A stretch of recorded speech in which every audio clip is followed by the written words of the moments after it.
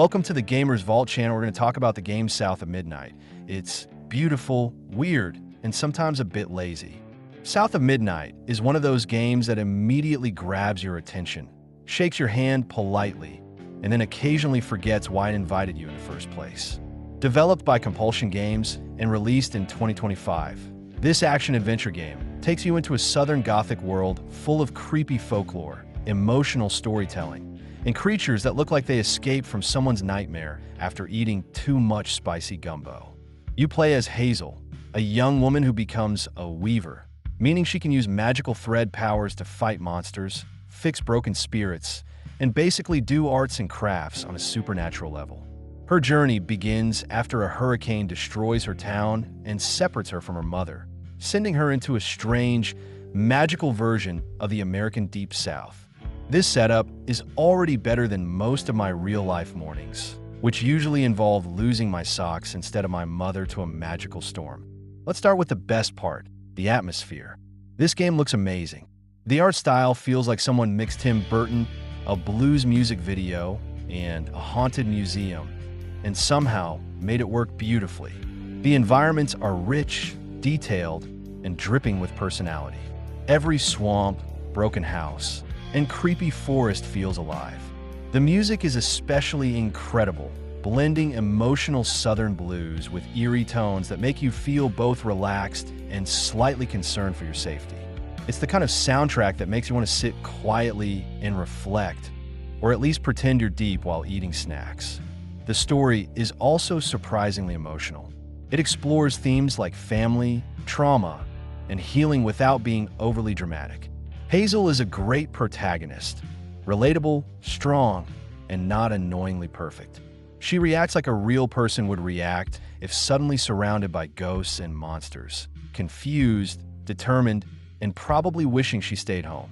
The game also dives into southern folklore, introducing strange creatures and spirits inspired by real legends, which adds depth and uniqueness to the world. Now, unfortunately, we need to talk about the gameplay, and this is where things get a bit awkward. The combat works fine. Hazel can push, pull, and tie enemies using her weaving powers. It feels satisfying at first, and the animations look smooth and stylish. But after a few hours, you start noticing a pattern. Enter area. Fight enemies. Solve puzzle. Walk forward. Repeat. Enter area. Fight enemies. Solve puzzle. Walk forward. Repeat. Enter area. Okay, you get the idea.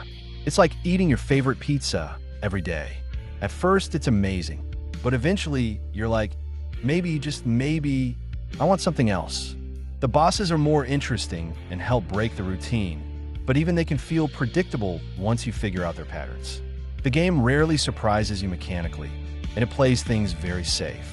Critics and players often mention that while the world and story are creative, the gameplay itself doesn't evolve much. Another small issue is the pacing.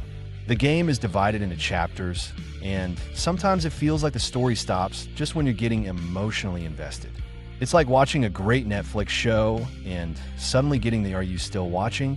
message, but emotionally. That said, the game is about 10 to 12 hours long, which is honestly a good length. It doesn't overstay its welcome. By the end, you feel satisfied, even if you wish some parts had more depth. Overall, South of Midnight is a beautiful, emotional, and memorable experience. It's not perfect and it doesn't reinvent gaming, but it doesn't need to. Its strength is its heart, its atmosphere, and its storytelling, not its combat system. Think of it like a really good movie where the action scenes are just okay, but the characters and world keep you hooked anyway.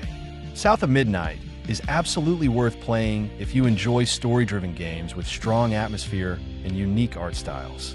Just don't expect super deep combat or endless gameplay variety. It's more about the journey than the challenge. If you watched this long, please click the like button and subscribe to my channel for more game-related news and trailers.